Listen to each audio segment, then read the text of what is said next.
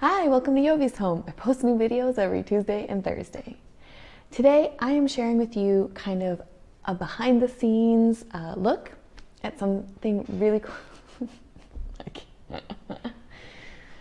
Dog butt in the frame. Okay. Today I am sharing with you a behind the scenes look at an opportunity that I had to work with the Dutch Ministry of Foreign Affairs. I posted about it on my social medias and you guys seemed really interested to have a look. So I'm going to show you that today. A little bit of background information. One of the very first videos that I posted, it was on the first day that I started YouTube. Daan and I posted 3 videos. One of them was about my experience having a baby in the Netherlands. Not my birth story, but just the experience as an expat, you know, what surprised me, what didn't surprise me, what I found, like what my thoughts were. I will link that here in case you haven't seen it. But that video was the thing that actually started this whole thing. So wow, who knew that, you know, starting YouTube would have this kind of effect. But what I want to say is that basically as a result of that video being posted, I received an email somewhere in April from the CAK, a woman named Ava. She emailed me to say, you know, she was doing some research for this conference that they were putting on together in connection with the Ministry of Foreign Affairs, and would I be interested in being a speaker because she had found my video. And I thought that was really cool. So since April until October, the event was on October 2nd, we were preparing. So yeah, if you want to hear a little bit more about that and you want to see some of the behind the scenes, if you want to see actually what it looked like, the speech itself or the interview, because I was interviewed, then why don't you come on in, kick off your shoes and stay a while. I'm really glad you're here.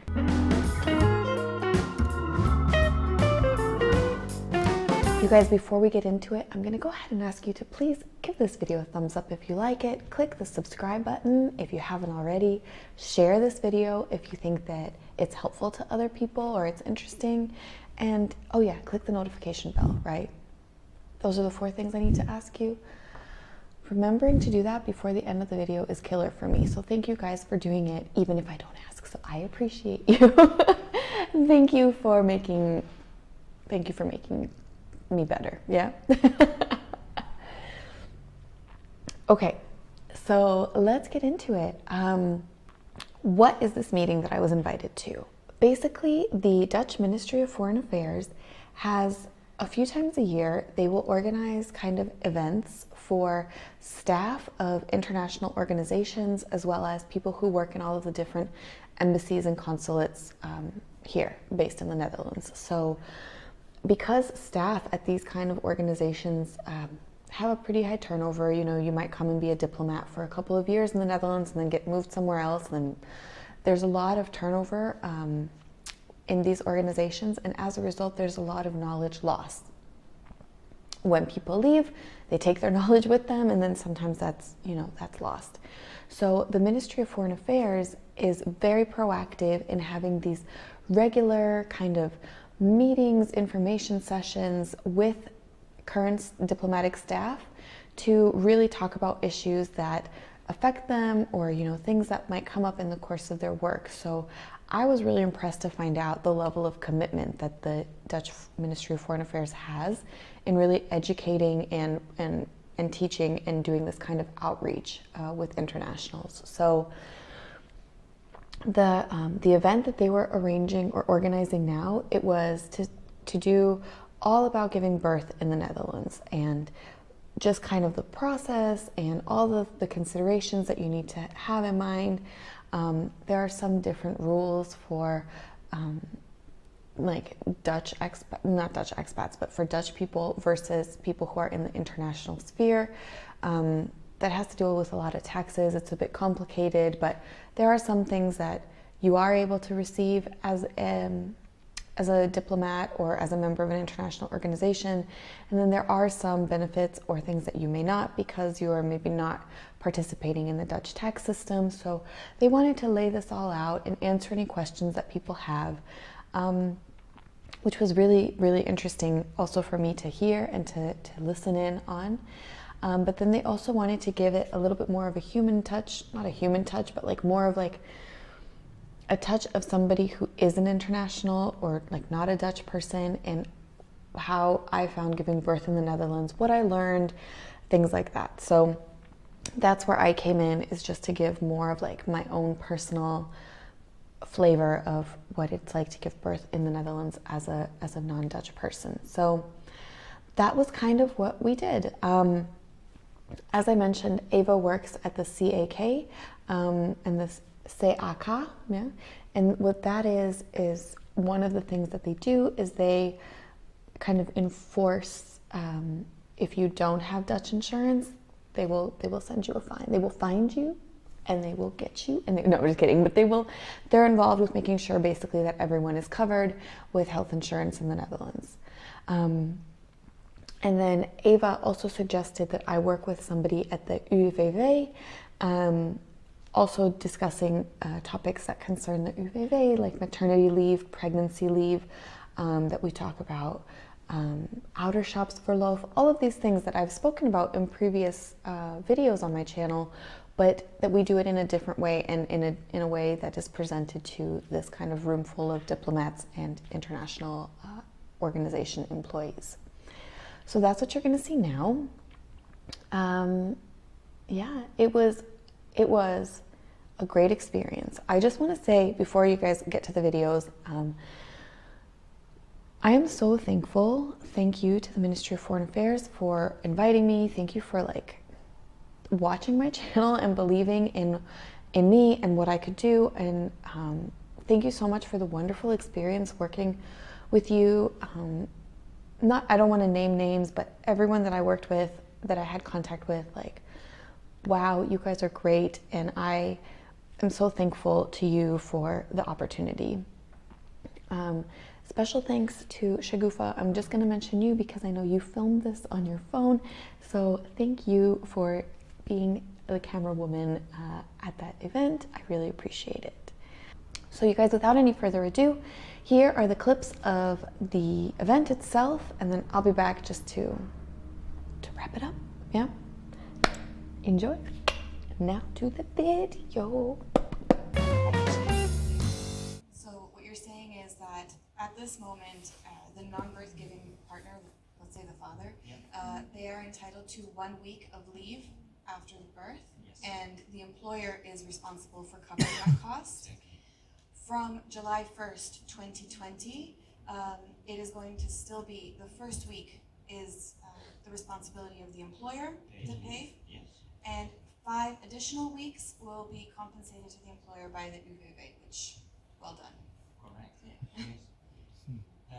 So we talked about the mother and the non-giving parent, and we have paternity leave, because it doesn't stop after you give birth, you know that. It just begins then. You need to spend some time with your child and your baby, so that's why there's parental leave. Can you tell a little bit about that? Yeah, so parental leave, the ouderschapsverlof, this is something also that is very interesting, how the Dutch system has it set up. So the way that it works is you have an entitlement, each parent has an entitlement to 26 times the number of working hours in a week. So in general, let's say a full-time employee will have 26 weeks that they can take this of leave. This leave in general is unpaid, and you can structure it in agreement with your employer how you're going to take it. So maybe you guys have heard Mama Dag or Papa Dag, that people talk about that they work 4 days a week and then 1 day they're home. In general, this would be somebody that is utilizing their ouderschapsverlof. But also, you can take it in any way that your employer agrees to. So there are some parents who work full-time during the year, and then they agree with their employer that they're going to have the summers free. So when their children are out of school, the parent is home.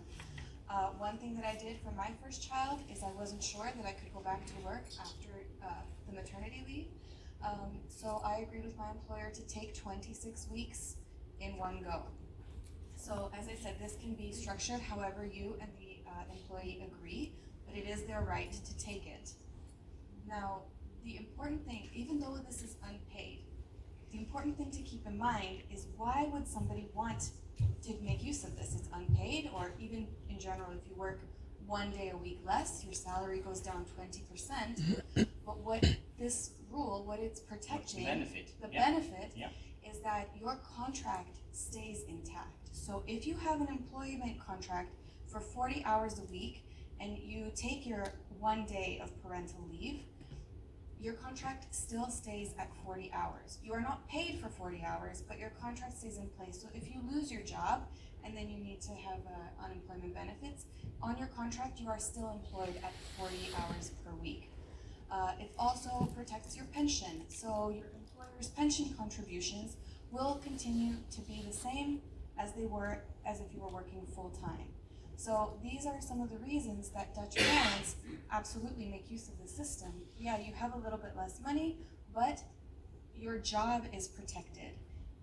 And then also once you use up your 26 times your working hours, whatever, once that's gone, then you can tell your employer, well, I was working 4 days, I've used up my ouderschapsverlof, now I go back to working 5 days, and they must agree to that. They cannot say, well, for 6 years you worked only 4 days, now, that suits me, now you stay at 4 days. They're not able to say that. You must agree to whatever is in the contract to go back. So you can spread your hours for the amount of hours you can spread until how many years can you spread your hours? So you would be able to use this up until the child is 8 years old. So it goes for a long time if you use them, depending on how you use them. But also you have to keep in mind that you get this allotment of ouderschapsverlof for each child that you have. So if you have 2 children, you get it again. However, you still might be using the hours from your first child. So until you use up all of those hours, then you can start using the hours that you have for the next child. So depending how many kids you have, you might have a lot. But it's up until they're 8 years old. So let me do a quick summary. Ouderschapsverlof or parental leave is 26 times the working hours, the amount of hours. The benefit is that your contract stays intact. The pension contribution stays also, nothing changes, and all the other protection of the employee. Of course, it must go in agreement with the employer, but it is free of choice, and it has to be fulfilled within 5 years. 8 years. Of 8 years, sorry, 8 years, yeah. And it's for each child. Yeah, thank you very much. Yeah. I want to thank you for your contribution and the help to make it all a little bit more clear. You may give her a warm applause again.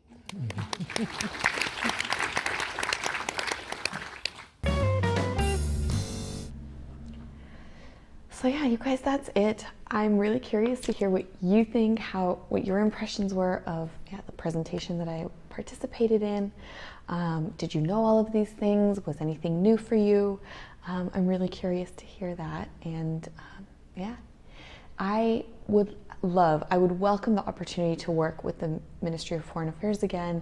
I think it's so great that you do this kind of outreach, that you are so proactive about making sure that people are informed about the rules, that they are informed about the benefits, not just the rules, but also the benefits that people are entitled to. And I'm really, really impressed with your level of professionalism, your skill, and your ability to bring all of these different stakeholders together. I would love to work together again in the future, so if there's any way that I can contribute, please let me know. You know my door is always open. And also, if you are watching this and you think, oh, maybe, we could work together, well, also let me know. So I'm really open to that. It gives me a lot of happiness to, a lot of pride and happiness to talk about all of these things. So yeah, you guys, that's it. I hope you enjoyed this video. It's a little bit different than the other things that we post, but we thought you might enjoy seeing a bit of a behind the scenes sneak peek at some things that I've also done. So thank you so much. Also, this wouldn't happen without you, because you guys make the YouTube channel, you know, you've made it a success, and so then opportunities like this arise. So thank you so much. Thank you so much for watching. Thank you so much for coming over. I really enjoyed spending time with you, and I hope you enjoyed spending time with me as well. I look forward to the next one. So thank you guys. Don't forget to give this video a thumbs up if you liked it. Click the subscribe button, and I will see you in the next one. Bye.